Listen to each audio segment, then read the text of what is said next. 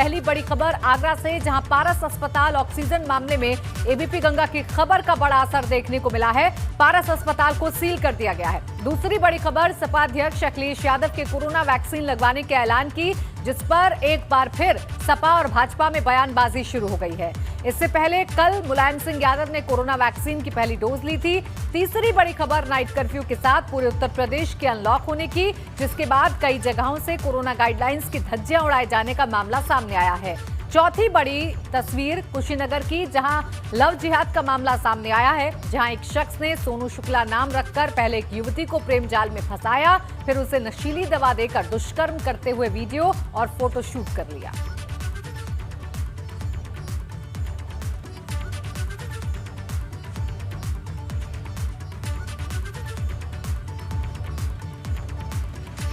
और आगरा में एबीपी गंगा की खबर का बहुत बड़ा असर हुआ है। प्रशासन ने पारस अस्पताल को सील करने के आदेश दे दिए हैं। एबीपी गंगा ने ही कल दोपहर 2 बजे सबसे पहले दिखाई थी खबर। पारस अस्पताल पहुंचकर जांच कर रहे हैं अधिकारी। खबर दिखाने के बाद शासन प्रशासन में खलबली मच गई थी। लोगों ने अस्पताल संचालक के खिलाफ कार्रवाई की मांग की थी और अब इस खबर का असर यह है कि पारस अस्पताल को सील किया जा रहा है। जांच इस पूरे मामले की जा रही है। मुख्यमंत्री योगी आदित्यनाथ ने भी सख्त कार्रवाई के निर्देश दिए हैं। तो पारस अस्पताल को सील करने के आदेश जारी कर दिए गए हैं। आपको ये जानकारी दे दें कि सबसे पहले एबीपी गंगा ने ही कल दोपहर 2 बजे इसका खुलासा किया था। वो वीडियो हमने दर्शकों के सामने रखा था, जिसमें पारस अस्पताल के संचालक कुछ ऐसी बातें करते हुए नजर आ रहे थे जो कोरोना के काल में मेडिकल मर्डर से उसकी तुलना की जा रही थी। अब तक का अपडेट आपको दे रहे हैं। एबीपी गंगा के विस्फोटक खुलासे का बड़ा असर हुआ। पारस अस्पताल की खबर पर सीएम योगी ने सख्त कार्रवाई का आदेश दिया है। अब जो मरीज भर्ती हैं पारस अस्पताल में, उनको शिफ्ट करके अस्पताल को सील कर दिया जाएगा। कल दोपहर 2 बजे एबीपी गंगा ने यह खुलासा किया था। पारस अस्पताल में मौत वाली मॉक ड्रिल की खबर हमने दिखाई थी। कल दोपहर 2:15 पर अस्पताल संचालक से भी हमने बात की थी और उन्होंने कहा था कि हमने जानबूझकर ऑक्सीजन नहीं हटाई है। सांसद एसपी बघेल ने भी जांच की बात कही थी। आज सुबह 9 बजे राहुल और प्रियंका गांधी ने इस मामले पर ट्वीट किया। आज सुबह 11 बजे एडीएम सिटी जांच के लिए पहुंचे। तो ये आपको 10 बड़े अपडेट हम पारस कांड में दे रहे हैं, लेकिन बड़ी बात यह है कि अब इस मामले में पारस अस्पताल पर सख्त कार्रवाई की जाएगी। सील करने के आदेश दे दिए गए हैं। जो पारस अस्पताल में मरीज भर्ती हैं उनको दूसरे अस्पताल में शिफ्ट किया जाएगा और जैसे ही शिफ्टिंग का काम पूरा हो जाएगा वैसे ही पारस अस्पताल को सील कर दिया जाएगा।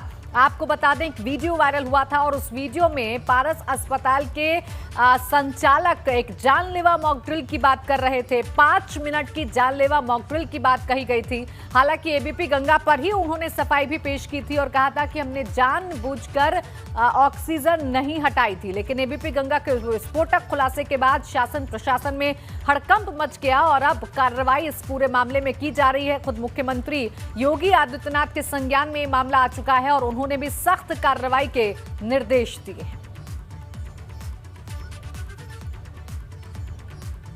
इधर आगरा के डीएम पीएन सिंह ने कहा है कि अस्पताल में ऑक्सीजन के किसी की मौत नहीं हुई है। 22 लोगों की मौत की बात बिल्कुल निराधार है।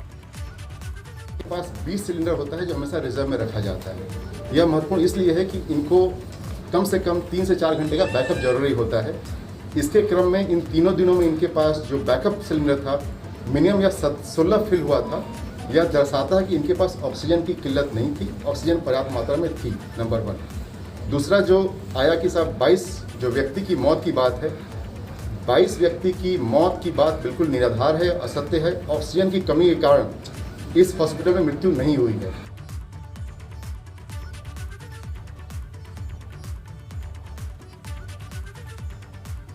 तो आपने डीएम को सुना जो कह रहे हैं कि ऑक्सीजन की कमी से मृत्यु नहीं हुई है। ये डीएम ने जरूर कहा है। हालांकि डीएम ने इस पूरे मामले पर अपना पक्ष रख दिया है। डीएम का ये कहना है कि जिस ऑक्सीजन की कमी की बात आरिंजय जैन कर रहे थे वीडियो में, वो ऑक्सीजन की कमी थी नहीं। प्रशासन की तरफ से पूरी तरीके से पारस अस्पताल को सप्लाई की गई थी। लेकिन फिलहाल इस मामले में बड़ा अपडेट यह है कि पारस अस्पताल को सील करने के आदेश दे दिए गए हैं।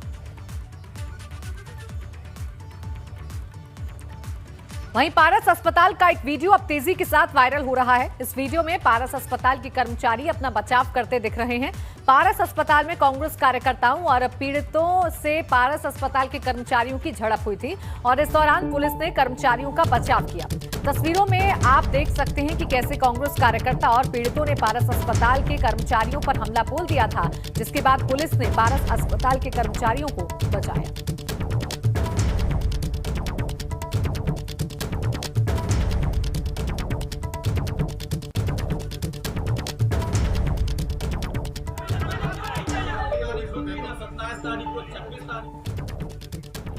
तो आपको बता दें, जैसे ही इस बात का खुलासा हुआ कि एक बड़ा खिलवाड़ इस हॉस्पिटल के जरिए किया गया है, जानलेवा मॉकड्रिल की गई है, उसके बाद अब पीड़ितों का जो गुस्सा है वो फूट पड़ा और कांग्रेस कार्यकर्ताओं के साथ जाकर पारस अस्पताल के जो कर्मचारी हैं उन पर हमला बोल दिया गया। उनसे झड़प हो गई पीड़ितों की और कांग्रेस कार्यकर्ताओं की। इस बीच पुलिस पहुंची और पुलिस ने जो पारस हॉस्पिटल के कर्मचारी हैं उनको बचाया।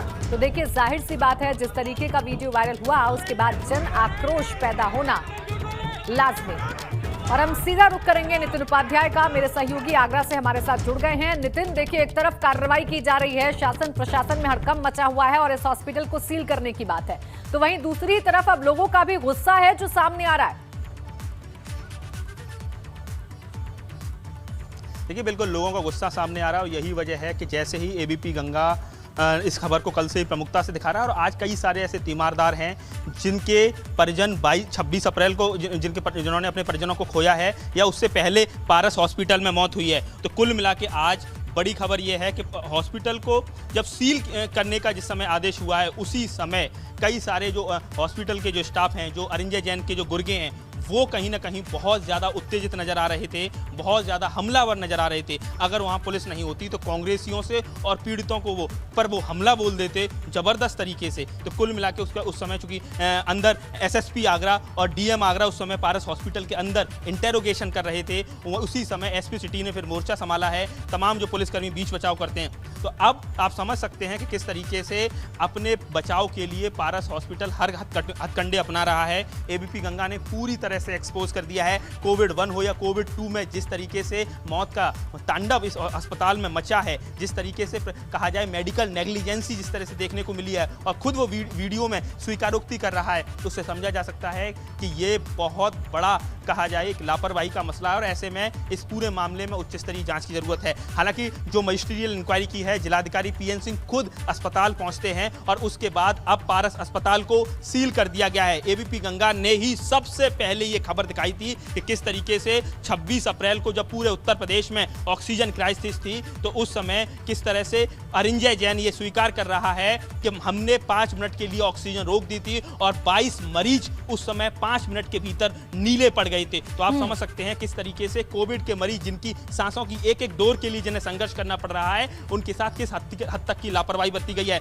कई सारे ऐसे लोग हैं जिन्होंने एबीपी गंगा पर बयान दिया और कहा है कि उनकी पत्नी के साथ नेग्लिजेंसी हुई है, उनकी पत्नी का सही इलाज नहीं हुआ है। एक व्यक्ति मुकेश कुमार जो आगरा का रहने वाला, उसने कहा कि मैंने 26 और 27 की रात को कम से कम पारस अस्पताल से 15 शव निकलते हुए देखे हैं। तो आप समझ सकते हैं कि किस तरीके से पूरे देश में इस घटना का लगातार निंदा हो रही है।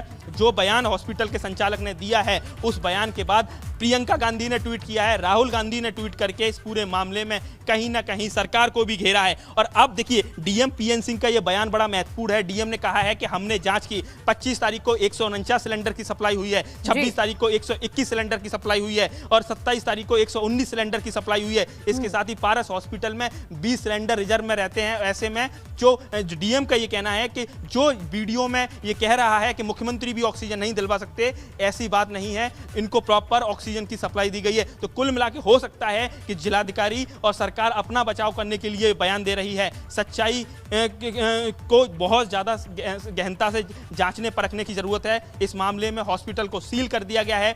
55 जो पेशेंट, जिसमें कई सारे बहुत ज़्यादा सीरियस पेशेंट हैं, उनको कल तक शिफ्ट किया जाएगा। सीएमओ को इसकी जिम्मेदारी दी गई है कि इस हॉस्पिटल को सील किया जाए। इसके साथ ही महामारी अधिनियम में मुकदमा दर्ज किया गया है। अब ऐसे में पीड़ित जो मृतकों के तीमारदार ये कह रहे हैं कि इस मामले में, क्योंकि खुद अरिंजय जैन जो हॉस्पिटल का संचालक है, वो लगातार कह रहा है कि हमने 5 मिनट के लिए ऑक्सीजन रोकी है और हमने ये जी। पता करने की कोशिश की है कि कौन से मरीज मर सकते हैं, कौन से जिंदा रह सकते हैं। बिल्कुल, तो इसके देखिए लिए हत्या का मुकदमा दर्ज होना चाहिए। अस्पताल पर इस तो मामले में कार्रवाई हो रही राजनीतिक है बयान और भी आना सीज करने की जो बात आप कर रहे हैं, सीज कर दिया गया है, लेकिन सवाल तो ये है ना कि जब हमने कोरोना 1 में ही पारस अस्पताल को एक्सपोज होते हुए देखा था, लापरवाही वहां पर तमाम देखी थी, तो फिर आखिर किसकी मेहरबानी से पारस अस्पताल ने पूरा खेल भी खेल दिया? क्या उन जिम्मेदारों पर जो कार्रवाई है वो सुनिश्चित नहीं होनी चाहिए?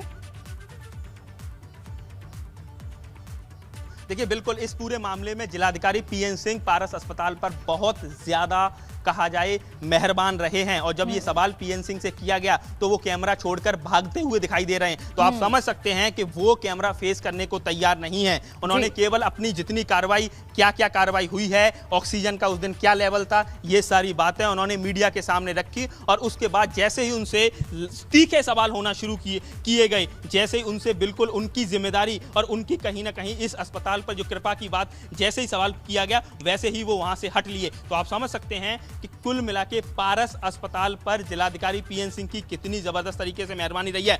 इस कोविड-2 में जब ओवर बिलिंग को लेकर या नेग्लिजेंसी को लेकर राजधानी लखनऊ से लेकर तमाम अस्पतालों में, तमाम जिलों के अस्पतालों में, अलीगढ़ में, तमाम जगहों पर जब मुकदमे अस्पतालों के खिलाफ हुए हैं, जब उनको सील किया गया है, तो ऐसे में आगरा में एक भी अस्पताल को ओवर बिलिंग की इतनी ज्यादा शिकायतों के आने के बाद भी सील नहीं किया गया है। ये हाल तब है कि जब दर्जनों जो तीमारदारों ने, जो पीड़ितों ने शिकायत महामारी लोक शिकायत समिति के सामने की है, तो जो अस्पतालों ने जिनके खिलाफ शिकायत की है उन्होंने बिल लौटाए हैं, लाखों लाख रुपए लौटाए हैं, 4-4, 5-5 लाख रुपए जो अतिरिक्त वसूली की थी वो पीड़ितों को, जिनके परिजन गुजर गए हैं, उनको लौटाए हैं। तो आप समझ सकते हैं कि अस्पताल खुद दोषी हैं, ये स्वीकार कर रहे हैं, तभी पैसे लौटा रहे हैं। उसके बावजूद भी किसी भी अस्पताल पर प्रभु एन सिंह ने, ये वही प्रभु एन सिंह हैं जब सूटकेस पर बैठ के औंधे मुंह जब सोता हुआ बच्चा जा रहा है, मां खींचते हुए ले जा रही है और किसी एबीपी गंगा ने उससे सवाल किया पीएन सिंह से, तो उनका यह कहना था कि इसमें बड़ी बात क्या है, हम भी पिता के बचपन में पिताजी के सूटकेस पर बैठ जाया करते थे। आप समझ सकते हैं कि जो फैमिली पंजाब से महोबा जा रही हो, पैदल जा रही हो, बच्चे को नींद लगी है और उसकी मां ने सूटकेस पर ही लिटा लिया है और पैदल खींचते हुए ले जा रहे हैं, उसमें पीएन सिंह ये बयान देते हैं कि हम भी बचपन में पिताजी के सूटकेस पर लेट जाते हैं। सवाल यह है कि जब एक कहा जाए लाचारी और माँ बाप के प्यार दुलार में जो डीएम फर्क नहीं कर सकता, वो क्या ऐसे अस्पतालों पर कार्रवाई करेगा? बड़ा सवाल बना हुआ है। आज राहुल गांधी और प्रियंका गांधी ने कहा है कि इस सरकार में मानवता और ऑक्सीजन दोनों की कमी है। तो कुल मिलाकर बहुत जबरदस्त तरीके से इस मामले में भूचाल आ रखा है। एबीपी गंगा ने जन सरोकारी पत्रकारिता करते हुए उन लोगों की आवाज को उठाया है जो अक्सर दबा दी जाती है अस्पताल संचालकों के, कहा जाए उनके रसूख के चलते, उनके प्रभाव के चलते, उनके पैसे, धन बल, बाहुबल के बिल्कुल। देखिए, हमने अपनी जिम्मेदारी निभाते हुए इस बात का खुलासा सबसे पहले किया नितिन, और आपके ही जरिए जो ये तमाम चीजें हैं हमारे सामने आ पाई और आपने ही सबसे पहले अरिंजय जैन से भी बात की और उनका पक्ष भी हमारे दर्शकों के सामने रखा। नितिन, फिलहाल जो स्थिति अस्पताल के बाहर पैदा हो गई थी, जिस तरीके का विरोध देखने को मिला था, अभी हालात फिलहाल मौके पर कैसे हैं और ऐसी स्थिति दोबारा उत्पन्न ना हो, क्योंकि लोगों में रोष है, इसके लिए क्या कुछ किया जा रहा है? देखिए, जबरदस्त तरीके से अस्पताल प्रशासन के खिलाफ नारेबाजी की गई। तमाम पीड़ित आए, तमाम ऐसे लोग आए। एक व्यक्ति का कहना है कि उसकी करीब 20,000 रुपए की दवाई अंदर रखी हुई थी, आईसीयू में उस दरमियान जाने को नहीं दिया जाता था और थोड़ी देर बाद जब उसने आईसीयू में परमिशन लेने के बाद गया तो उसकी वो दवाई गायब हो जाती है। उसका कहना है कि कौन सी नई मशीन आई थी उस पर प्रयोग कर रहे थे और जिसकी वजह से उसकी पत्नी की मौत हो जाती है। और उसने जब सवाल खड़े किए तो जो तमाम जो अटेंडेंट, वो तमाम जो डॉक्टर्स हैं, उन्होंने उसको थ्रेट किया, उसको धमकाया और कहा कि यहाँ से भाग जाओ। तो कुल मिला के कई सारे लोग हैं। एक मुकेश कुमार के शख्स सामने निकल कर आते हैं, उनका कहना है कि उन्होंने 15 लाशों को रात में जाते हुए देखा। इसके साथ ही विशाल शर्मा, कहा जाए पुष्पांजलिपुरम के रहने वाले जो अशोक हैं, आईजी ऑफिस में सिपाही हैं, वो सामने आए हैं। अशोक चावला और अमित चावला, 2 भाइयों ने अपने 2 परिजनों को पारस अस्पताल में 26 और 27 तारीख को खोया। उनके पिता की मौत हुई है, उनकी छोटे भाई की पत्नी की मौत हुई है। कई सारे ऐसे लोग हैं जो निकलकर अब सामने आ रहे हैं और बिल्कुल, जिनके साथ अन्याय हुआ है, जिनके साथ इस अस्पताल ने बहुत बड़ा खेल खेला है और इसे साफ तौर पर मेडिकल मर्डर ही कहा जाएगा नितिन, क्योंकि 5 मिनट की जानलेवा मॉकड्रिल करने की जरूरत क्या थी, ये बड़ा सवाल है। शुक्रिया आपका नितिन, हमारे साथ जुड़ने के लिए और तमाम जानकारी हमें देने के लिए। सीधा आपको लिए चलते हैं डिप्टी सीएम दिनेश शर्मा की प्रेस कॉन्फ्रेंस में। परिणाम और जो अंक अंतर्वेशन से निर्धारित किए जा सकते हैं। इसी तरीके से स्नातक स्नातकोत्तर पाठ्यक्रम के अंतिम स्नातक सेमेस्टर की परीक्षाएं संपन्न कराई जाएंगी। स्नातक पंचम सेमेस्टर और स्नातकोत्तर तृतीय सेमेस्टर की परीक्षाएं जहां पर संपन्न नहीं हुई हैं, तो अंतिम सेमेस्टर में प्राप्त अंकों के अंतर्वेशन से पूर्व सेमेस्टर के अंक निर्धारित किए जा सकते हैं। कहने का तात्पर्य यह है कि अगर सेमेस्टर की परीक्षाएं कहीं पर हो चुकी, ज़्यादातर जगहों पर जो सूचना मिली है विश्वविद्यालयों की कई जगह पर हो चुकी हैं, कुछ सेमेस्टर की, कुछ की नहीं हुई हैं।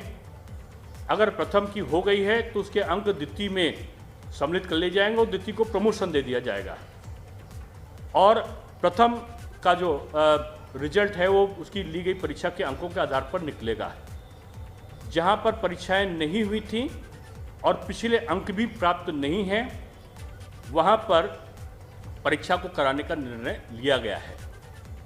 ये केवल दिशा निर्देश हैं और दिशा निर्देश के अनुसार विश्वविद्यालयों को अधिकृत किया गया है कि अपनी आवश्यकताओं के अनुसार, अपनी तैयारी के अनुसार जो दिए गए दिशा निर्देश हैं उनको समायोजित करते हुए परीक्षा का निर्धारण करने के लिए अपनी कार्यकारिणी परिषद से और जो उसकी अधिकृत संस्था है उससे वो अनुमति लेके परीक्षाओं का संपादन अपने स्तर से करा सकते हैं।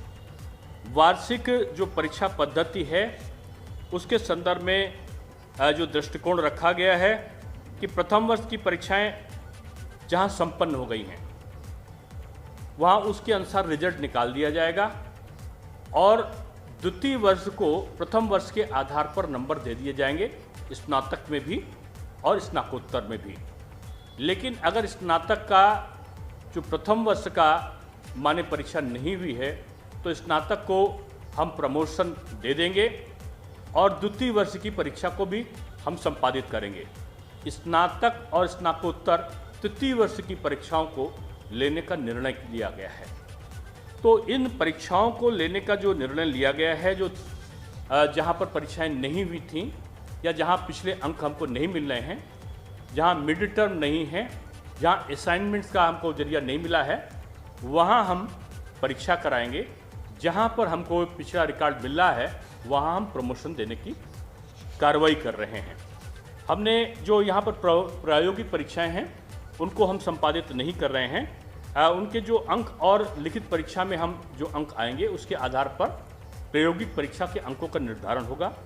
जो स्नातक या स्नातकोत्तर में वाइवा लिए जाने का प्रचलन था वो ऑफलाइन नहीं होगा, ऑनलाइन वाइवा लेने का हमने निश्चय किया है कि वो ऑनलाइन वाइवा लेके परीक्षाओं को निकालेंगे।